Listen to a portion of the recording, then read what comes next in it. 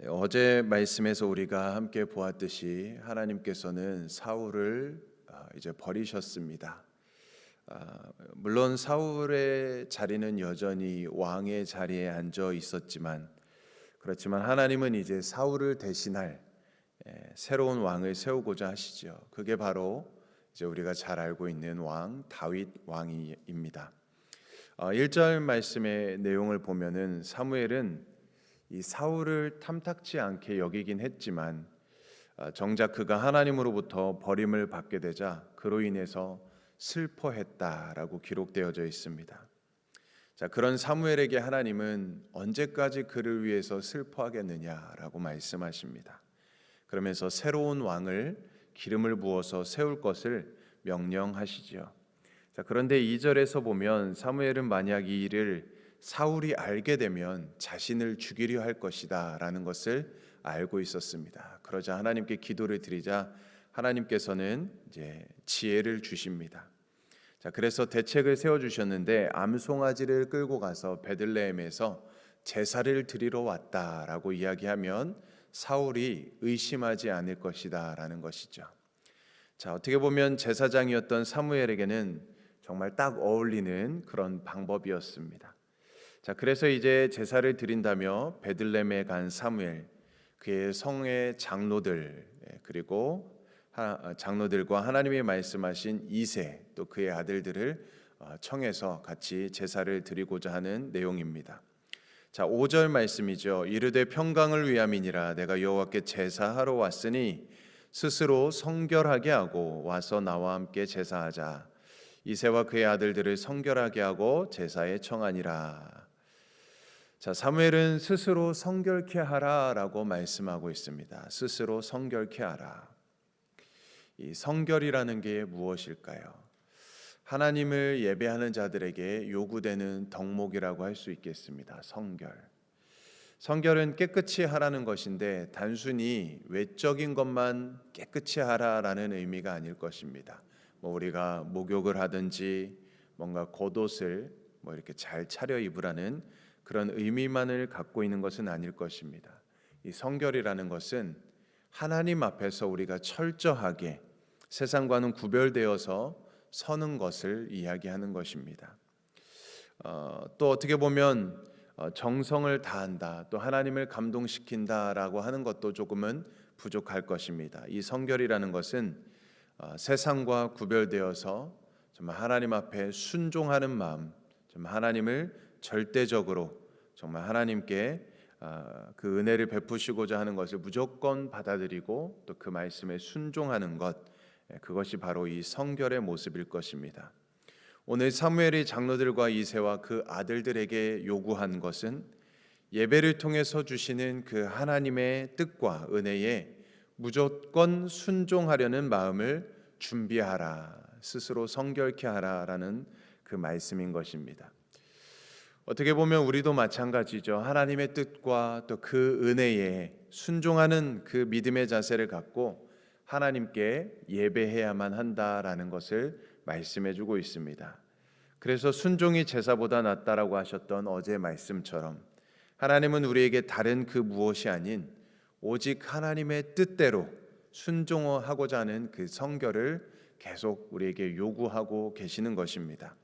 자, 이제 사무엘은 이새의 아들들을 보았습니다. 그리고 이새의 맏아들 엘리압을 보면서 그의 외모를 딱 봤을 때 꼭 왕이 될 만한 그런 인물이었습니다.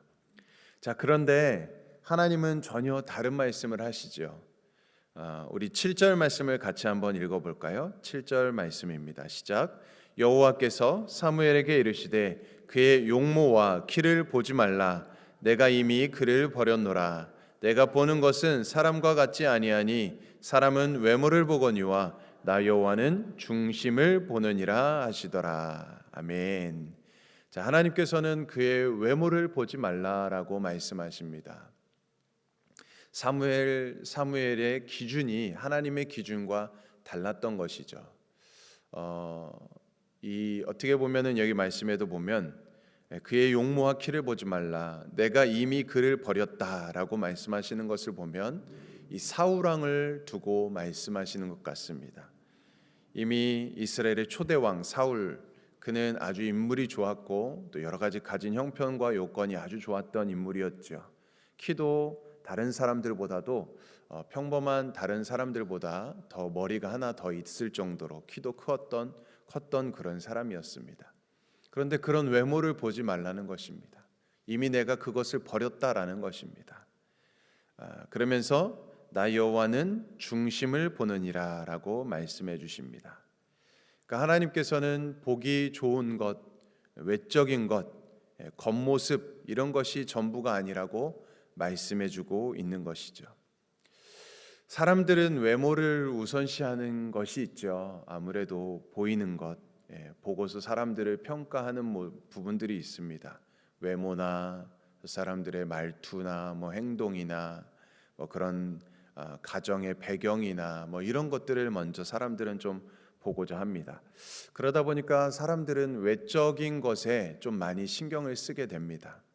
자신의 외형적인 조건 이런 것들을 갖추는 데 조금 많이 힘을 쓰지요. 그래서 여러 스펙들을 쌓으려고도 하고 또 심지어는 어떤 일들까지 있습니까? 얼굴을 고쳐서 이렇게 면접을 보면서 회사에 들어가려고 하는 그런 모습들도 보이고 싶어 합니다.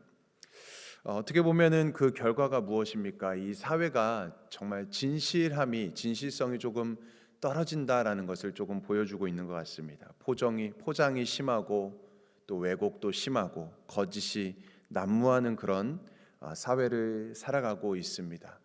수단과 방법을 가리지 않고 나를 꾸며서 어떻게든 좋은 평가를 받으면 된다는 것이 요즘 사회인 것 같습니다.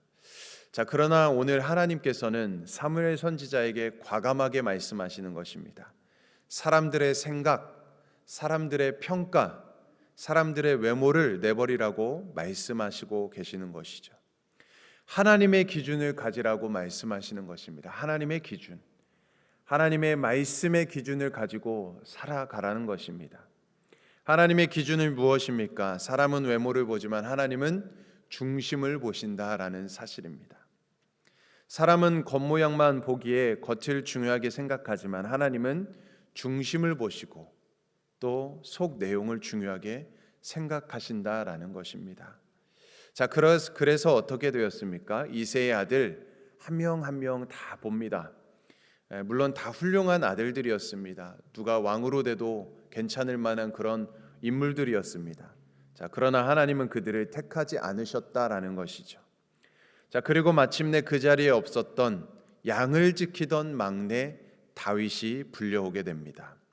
자, 12절 말씀입니다. 이에 사람을 보내어 그를 데려오매 그의 빛이 붉고 눈이 빼어나고 얼굴이 아름답더라. 여호와께서 이르시되 이가 크니 일어나 기름을 부으라 하시는지라. 자, 솔직히 여기서도 보면 다윗의 외모만을 말씀하고 있습니다. 하나님께서 그러나 중심을 보신다고 했는데 어떤 중심을 보셨는지는 우리는 알 수는 없지요.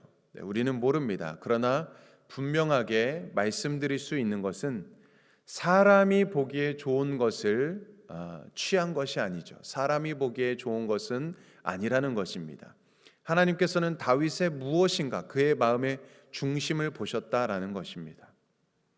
자, 그러나 여호와께서 보시는 기준이 되면 우리에게 분명하게 말씀해 주신다는 것이죠. 그때에 우리는 무조건 그 하나님의 말씀에 순종해야 된다라는 것입니다. 사무엘은 하나님의 말씀을 듣고 그 즉시 자신의 기준을 바꿨습니다. 그래서 자칫 왕으로 세우지 못할 수도 있는 그 가운데에서 이새의 아들 7이 다 지나갈 때까지 오로지 하나님의 원칙, 하나님의 기준만을 적용했습니다. 자, 때문에 당시 그 자리에 없었던 다윗이었지만 이스라엘 역사상 가장 훌륭한 왕을 세울 수 있었던 것이죠. 자, 오늘도 우리가 이것을 보면서 우리가 기도해야만 하는 그 이유를 다시 한번 또 생각해 보게 됩니다. 우리의 시각을 버리고 오직 하나님의 시각을 갖는 것입니다. 세상을 보는 것이나 신앙생활하는 것에 있어서 하나님의 시각으로 서야만 한다라는 것입니다. 그래야만 하나님의 뜻 가운데 올바른 결정과 선택을 할 수 있는 것이죠. 내 기준보다 더 정확하신 하나님의 기준을 내 생각을 내려놓고 하나님의 생각을, 하나님의 계획을, 그 하나님의 기준을 우리가 알려면 우리가 늘 깨어서 기도할 수밖에 없다라는 것이죠. 자, 그래서 13절 말씀에 보면 이제 사무엘은 기름 뿔병을 가져다가 다윗에게 기름을 붓게 됩니다. 자, 그러자 그 이후로 다윗은 하나님의 영에 감동이 되게 됩니다. 그래서 하나님께서는 새로운 왕으로 다윗을 선택하고 그를 준비시킵니다. 자, 그 다음에 14절 말씀을 보면 참 안타까운 말씀이 나오죠. 다윗과 정반대의 모습인 사울의 모습을 보여주게 됩니다. 14절 말씀입니다. 여호와의 영이 사울에게서 떠나고 여호와께서 부리시는 악령이 그를 번뇌하게 한지라. 하나님의 말씀을 버린 이 사울이 하나님께 버림을 받고 이제 사울이 갈 때까지 가고 말았습니다. 하나님의 영이 그에게서 떠나가게 되었다. 그를 버리게 되었습니다. 성령이 떠나는 사람은 도대체 어떤 사람일까요? 하나님을 믿지 않는 사람, 예수님을 믿는 사람이라면 반드시 그 안에 성령이 함께하는 사람인데 성령이 떠난 사람은 예수님을 믿지 않는 사람, 그런 사람일 것입니다. 자, 그런데 사울은 하나님의 영이 떠났을 뿐만 아니라 하나님이 부르시는 악령이 그를 번뇌케 했다라고 말씀합니다. 자, 우리가 이러한 본문이나 또한 욥기를 보면 사탄도 하나님의 주권 아래 있음을 알게 됩니다. 물론 사탄은 하나님을 대적하고 회방하는 자입니다. 그러나 사탄마저도 사실은 하나님이 지은 피조물에 불과하고 또 하나님의 주권 아래에 있다라는 것이죠. 하나님은 그 크신 주권과 섭리 속에서 사탄을 내버려 두고 계신 것입니다. 그래서 본문에 하나님의 부리신 악령이라는 이 의미는 하나님이 직접 명령해서 움직이는 그런 의미보다는 악한 영도 결국 하나님의 주권 아래에 있음을 표현하고 있는 말씀입니다. 자, 이처럼 사울은 악령에 의해서 흔들리고 있습니다. 그는 여전히 이스라엘의 이름은 그 직함은 왕이었지만 이제 하나님 앞에서는 더 이상 이스라엘의 왕이 아닌 것이죠. 자, 그런데 사울의 더 큰 불행은 무엇입니까? 차라리 왕이 아닌 것이 훨씬 나았을지 모른다는 것이죠. 그가 왕이 아니라면 하나님 앞에 불쌍하고 어리석은 한 개인으로 끝나고 말 것입니다. 그런데 왕이기 때문에 그 영향력이 이스라엘 그 주위 사람들과 이스라엘 백성들에게 미치는 그 파급력이 더 컸던 것입니다. 자, 그래서 오늘 본문을 보면 신하들은 어리석은 제안을 하게 됩니다. 수금을 잘 타는 사람을 데려와 연주를 하며 악령이 떠나갈 것이라고 이야기합니다. 사울의 신하들은 나름대로 사울 왕에게 충성을 다한다고 하면서 이런 말을 한 것 같습니다. 그렇지만 그들이 하나님을 올바로 경외하는 자들이었다면 이런 방법을 제시할 것이 아니라 사울 왕에게 하나님을 더 의지하고 기도하고 나아가 회개를 촉구하는 것이 옳은 것이었을 것입니다. 그런 사람이 진정한 충신이고 영적으로 하나님 앞에 바로 선 사람입니다. 그렇지만 사울 주위에 있는 신하들조차도 유유상종입니다. 사울과 비슷한 사람들이었을 것입니다. 자, 그런데 우리가 읽진 않았지만 오늘 본문 18절의 말씀에 보게 되면 사울의 신하 중에 한 사람이 수금을 잘 타는 다윗을 추천하는 모습을 보게 됩니다. 다윗은 졸지에 궁중의 악사가 되어서 사울 앞에서 수금을 타게 됩니다. 그리고 그 결과는 대성공이었죠. 사울의 악령이 떠나가게 되었습니다. 하나님 앞에 중심이 바로 선 다윗이 연주할 때 사울을 괴롭게 하는 악령이 떠나갔다라는 것입니다.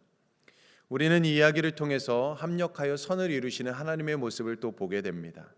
사울과 그 신하들의 어리석음 가운데에서도 하나님은 다윗을 궁중으로 가게 하시고 사울을 만나게 하십니다. 그리고 우리가 읽지 않았던 21절 말씀에도 보게 되면 사울은 다윗을 총애하게 되고 그의 무기 드는 자로 삼게 됩니다. 한마디로 왕의 측근이 되게 하셨습니다. 자, 이 모든 것이 다윗을 왕으로 세우고자 하시는 하나님의 놀라운 섭리와 또 계획 가운데에서 이루어진 역사라고 할 수 있는 것이죠. 자, 그러므로 우리는 오늘 말씀을 통해서 무엇보다 하나님은 중심을 보신다. 외모를 보지 않으시고 중심을 보신다는 사실을 다시 한번 깨닫게 됩니다. 그리고 다윗처럼 하나님 앞에 중심이 바르게 선 사람은 하나님의 부르심을 받게 된다라는 것입니다. 하나님께 쓰임을 받게 됩니다. 또 그리고 그가 하는 일을 통해서 주위 사람들에게 선한 영향력을 끼치게 된다라는 것입니다. 사울 왕에서 수금을 탔을 때 악령이 떠나가게 되는 모습을 보게 됩니다. 이렇게 하나님의 부르심을 받은 자, 하나님의 택함을 받은 자, 하나님의 마음의 중심이 바로 선 자는 선하고 좋은 영향력을 끼친다라는 것이죠. 반면 중심을 잃어버린 사울의 모습은 어떻습니까? 본인도 악령에 시달릴 뿐만 아니라 주위 사람들에게도 좋지 않은 영향력을 끼치고 만다라는 사실입니다. 사랑하는 성도님들, 그러므로 우리는 오늘도 이 말씀을 통해서 우리의 마음을 다해서 중심으로 하나님을 사랑하고 섬기며 예배할 수 있는 우리 모든 성도님들 될 수 있기를 축복합니다. 하나님이 인정하는 삶, 또 주의 아름답고 선한 영향력을 끼치는 삶, 또 하나님께 인정받는 삶을 살아가는 우리 모든 저와 여러분들의 삶이 될 수 있기를 주님의 이름으로 간절히 축원드립니다. 아멘. 우리 함께 기도하겠습니다.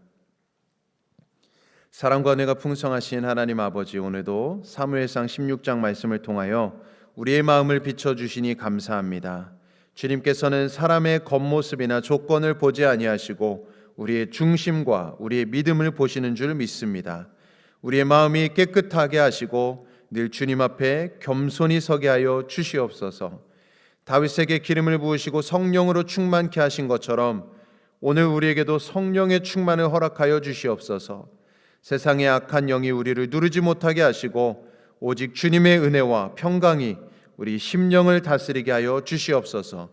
우리의 삶이 하나님 쓰시기에 합당한 그릇이 되기를 원합니다.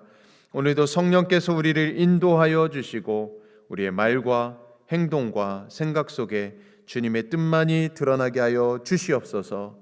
이 새벽에 기도하며 주님 앞에 나온 모든 성도들을 붙들어 주시고 오늘 하루도 믿음으로 살게 하시며 우리의 가정과 일터와 우리의 모든 주변에 우리의 주님의 은혜와 평강이 넘치게 하여 주시옵소서. 감사드리며 모든 말씀 예수님의 이름으로 간절히 기도드립니다. 아멘. 오늘 우리 알바니아 최조영 홍정희 선교사님, 성경번역선교회 박효섭 조선양 선교사님을 위해서 함께 기도해 주시기 원합니다. 오늘도 출타 중이신 우리 목사님 모든 일정과 또한 그 안전을 위해서 기도해 주시기 원합니다. 또한 우리 9월에 있는 모든 사역들 위해서 함께 기도해 주시고 또 아픔 중에 연약함 중에 있는 우리 성도님들 계십니다. 온전하게 건강하게 잘 회복될 수 있도록 우리 함께 중보해 주시길 원하고요. 또한 우리 가정을 위해서, 일터를 위해서, 또한 우리 나라와 민족을 위해, 세계 열방을 위해서, 또한 우리 각자 개인의 기도 제목을 위해서 시간 주님의 이름 한번 외치며 간절히 기도하겠습니다. 주여.